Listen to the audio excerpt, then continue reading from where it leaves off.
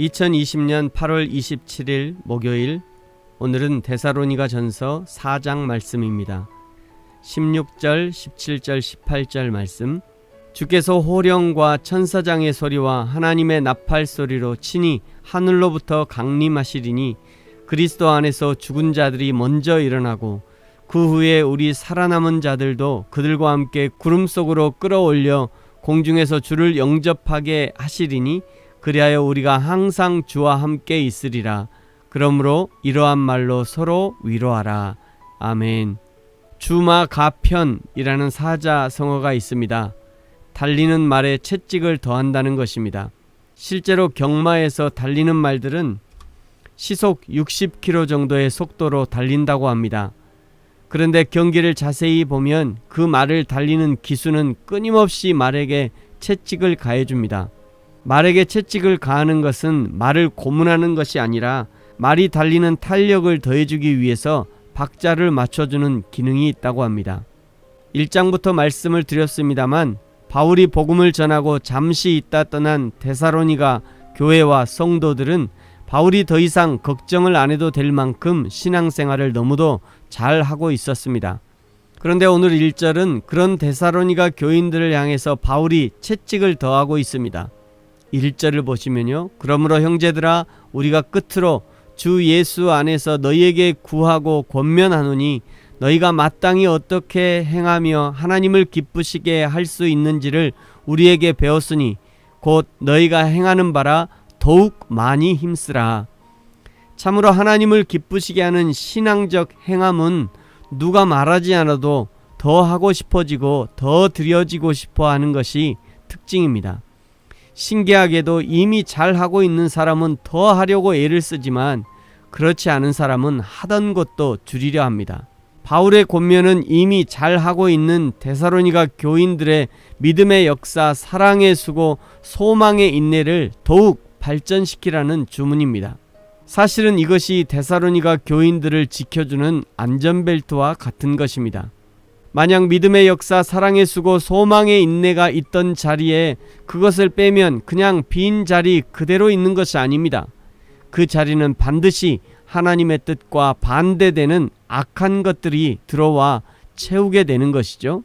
3절부터 그것을 알려주시는데요. 하나님은 너희들이 거룩하기를 원하신다. 하나님의 거룩을 유지하기 위해서는 어떻게 해야 되는가? 3절에 음란을 버려라. 4절 거룩함과 존귀함으로 자기 아내를 대하라. 5절 이방인과 같이 세욕을 따르지 말라. 6절 분수를 넘어서 형제를 해하지 말아라. 7절 부정한 일을 멀리하라. 8절 신앙을 저버리는 일이 없도록 하라. 음란의 문제는 동서고금 남녀노소를 불문하고 모든 인류에게 항상 붙어다니는 죄의 목록이었습니다. 이것은 단순하게 육신의 음행을 행하는 문제로 끝나지 않고 반드시 영적인 문제와 연결이 되는 것이죠. 그러므로 여러분, 음행의 문제, 음란의 문제를 주의하시고 멀리하시기 바랍니다. 9절부터는 형제 사랑에 대해서 권면하는데 11절에 보시면 조용히 자기 일을 하고 너희 손으로 일하기를 힘쓰라 말합니다. 형제 사랑의 가장 기본은 자기의 일을 최선을 다해 감당하는 것입니다. 모든 사람이 각자 자신에게 맡겨진 일들을 최선을 다해 감당할 때 하나님이 맡겨주신 세상은 아름다워지는 것이고 그리스도의 복음을 전하는 것도 힘을 얻을 것이고 하나님의 나라가 이루어지는 일도 그만큼 빨라질 것입니다. 13절부터 다시 중요한 이슈를 던져주십니다. 13절 자는 자들에 관하여는 먼저 죽은 자들에 관한 언급이죠. 데살로니가 교인 중에 순교를 했던지 아니면 자연적인 죽음을 맞이한 사람들이 있었다는 것을 알 수 있습니다. 데살로니가 교인들은 죽은 자들의 장래의 운명에 대하여 의문을 갖고 있었고 이러한 의문은 디모데를 통해 바울에게 전달되었던 것입니다. 이 질문에 대한 대답이 16절부터 18절까지입니다. 16절 주께서 호령과 천사장의 소리와 하나님의 나팔 소리로 친히 하늘로부터 강림하시리니 그리스도 안에서 죽은 자들이 먼저 일어나고 그 후에 우리 살아남은 자들도 그들과 함께 구름 속으로 끌어올려 공중에서 주를 영접하게 하시리니 그리하여 우리가 항상 주와 함께 있으리라. 그러므로 이러한 말로 서로 위로하라. 아멘. 천군 천사의 7번째 나팔과 함께 예수님이 다시 오실 것인데, 그날은 먼저 죽은 자들이 일어날 것이고, 그리고 그때까지 살아있는 자들도 그대로 휴거되어 올려지는 날이 될 것입니다. 그리고 그날에 대한 언급은 내일 5장에서 이어집니다.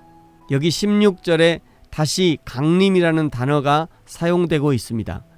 그리고 17절에 우리 살아남은 자들도 17절 끝에 우리가 항상 주와 함께 있으리라. 사도 바울이 말하는 뉘앙스는 예수님의 강림이 그리 멀지 않은 것처럼 말하고 있는 것입니다. 그것이 데살로니가 후서를 쓰게 되는 계기가 되는 것이죠. 사랑하는 성도 여러분, 저와 여러분은 지금 하나님 앞에서 무엇을 잘하고 있고 무엇을 잘못하고 있습니까? 잘하고 있는 것은 더욱 열심히, 더욱 바르게 잘하도록 노력해야 할 것이고, 아직 잘 못하고 있는 것은 속히 바로잡아 잘하도록 해야 할 것입니다.